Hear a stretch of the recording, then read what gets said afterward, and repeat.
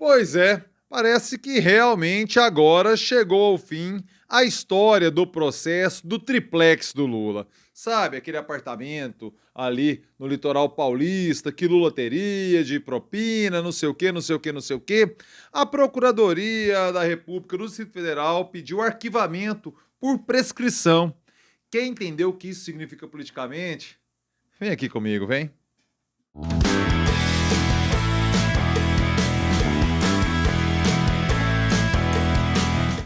Fala aí, rapaziada! Tudo beleza? Bora gravar o vídeo de hoje, terça, sim, terça-feira, dia 7 de dezembro de 2021. Começo pedindo para que você inscreva-se aqui no canal. Sim, meu filho, sim, minha filha, inscreva-se aqui no canal, dá aquela fortalecida, também ativando as notificações, clicando no sininho, porque dessa forma o YouTube te avisa sempre quando pinta vídeo novo por aqui. E você tá ligada, você tá ligado que pinta muito vídeo novo por aqui. Então, inscrição feita, notificação ativada, bora começar.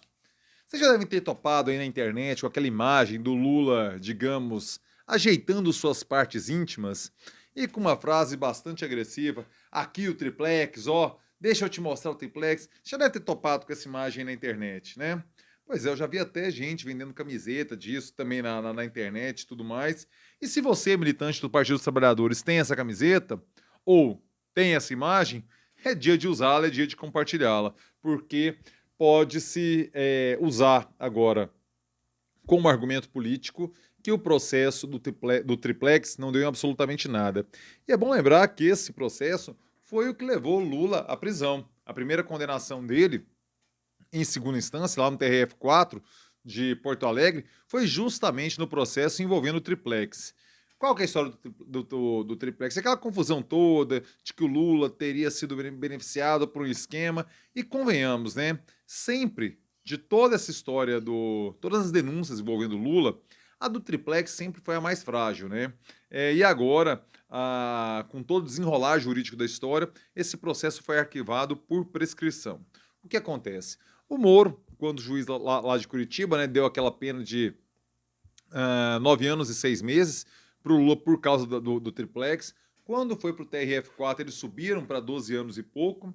Depois foi para o STJ, a pena baixou para 8 anos e pouco, se eu não me engano. Mas enfim, naquele momento, como tinha autorização de cumprimento de pena em segunda instância, Lula já foi preso logo depois da decisão do TRF4, que majorou a pena dada por Sérgio Moro. Lula cumpriu lá aqueles quase 600 dias de prisão. Quando a turma do Supremo Tribunal Federal reconhece que o trânsito em julgado é somente depois do último recurso, o Lula é solto. Depois disso, Edson Fachin, reconhece a incompetência de Sérgio Moro para julgar esse processo e manda para o Distrito Federal. Aqui é que entra a história da prescrição. Eu estou te norteando juridicamente, para depois chegar na análise política da coisa em si. O que acontece?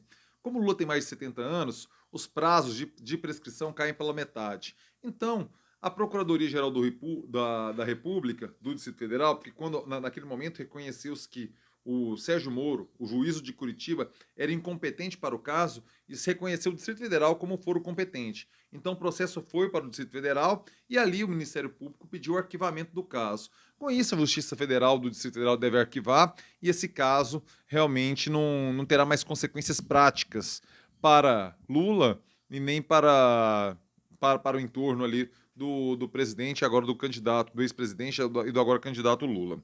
Agora, na política as coisas se movem de outro jeito, né? Veja você que essa decisão, esse pedido de arquivamento, tem uma lógica técnica, juridicamente falando, né?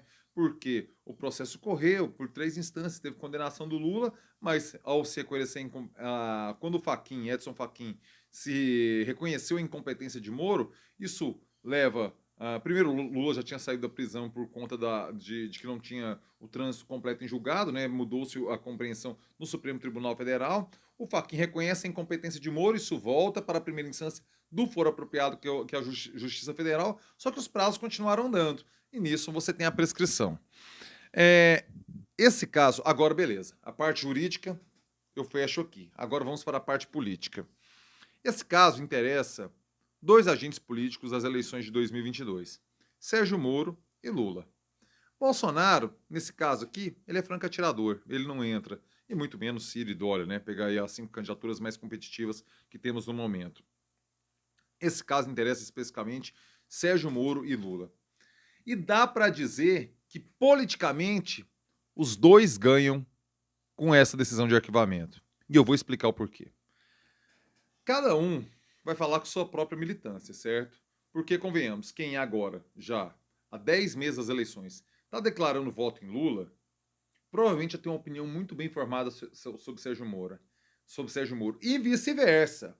Aquele que agora, 10 meses da eleição, declara voto em Sérgio Moro, já tem uma opinião muito bem formada sobre Lula. E convenhamos, não devem ser nada simpáticas as opiniões que um nutre do outro.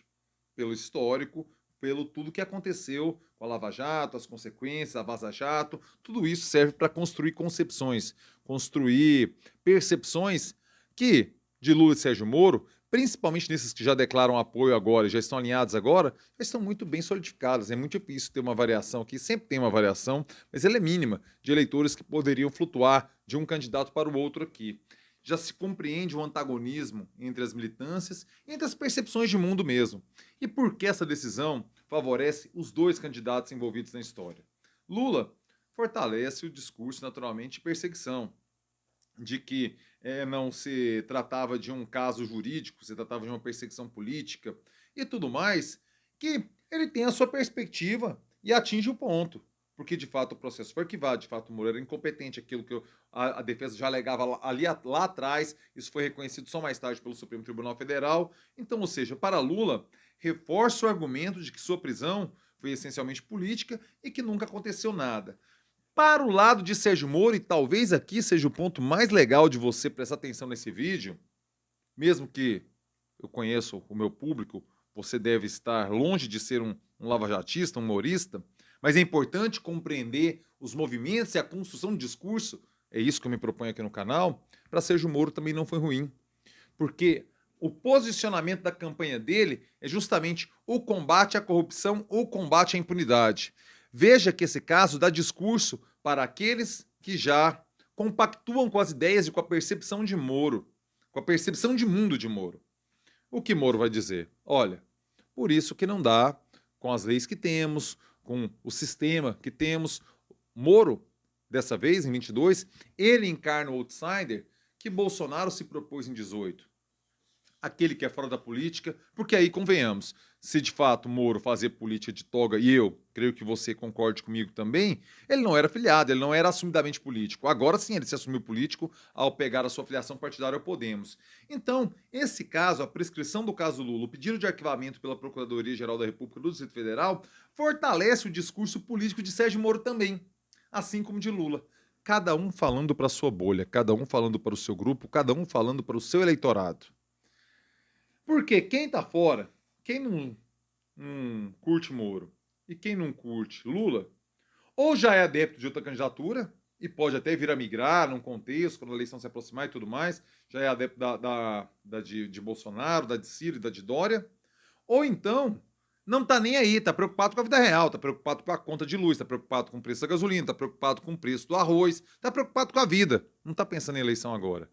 Então, ou seja, essa decisão, na prática, só serve a Sérgio Moro e a Lula. E ambos se dão bem com essa decisão, politicamente falando, na criação de um discurso. Atendem os dois na sua ambição de colar um discurso para a sua base para fazer disputa política. E é assim que as coisas são. Às vezes uma decisão favorece players antagônicos, como é o caso desse arquivamento do triplex. Óbvio que Lula vai comemorar, a defesa de Lula soltou uma nota, deixa-me ler aqui o texto, que já dá uma porrada em Sérgio Moro também. Olha aqui a defesa do Lula, o que eles publicaram. Dessa forma, em cumprimento à decisão... não, isso aqui não é a defesa do Lula, não. Eu estou falando errado aqui. Aqui, a defesa do Lula. Em nota, os advogados Cristiano Zanin e Valesca Teixeira Martins, que defendem Lula, comentaram: o pedido de arquivamento apresentado pelo MPF deve pôr fim a caso que foi construído artificialmente a partir de conluio do ex-juiz Sérgio Moro e do ex-procurador Deltan Dallagnol para prender o ex-presidente Lula, retirado das eleições de 2018, para atacar indevidamente sua reputação, tal como sempre sustentamos. Você viu? É uma nota política. É uma nota política. Então, ou seja, ambos os lados vão explorar isso com possibilidade de serem bem-sucedidos perante suas bolhas. Não vai ultrapassar a bolha, porque todo mundo já tem opinião formada, todo mundo que está ligado em política agora já tem opinião formada sobre isso, já sabe o que pensa de Lula e Moro, certo? Mas isso endossa o discurso dos dois lados. Eu quero saber a sua opinião. Por favor, deixe seu comentário, deixe-me saber o que você pensa. É muito importante. Eu estou sempre lendo ali, respondendo alguns, curtindo todo mundo e tal, não sei o quê. Por favor, deixe seu comentário, deixe-me ler, deixe-me saber o que você pensa a respeito disso, sobre esse ganha-ganha de Sérgio Moro e de Lula com essa decisão de arquivamento do processo do triplex, beleza? E se chegou até aqui, aquele like, aquele joinha que fortalece e faz o vídeo chegar mais longe. Por favor, deixa aí seu like, beleza? Rapaziada, ótima terça-feira e termino com o clássico. É nóis!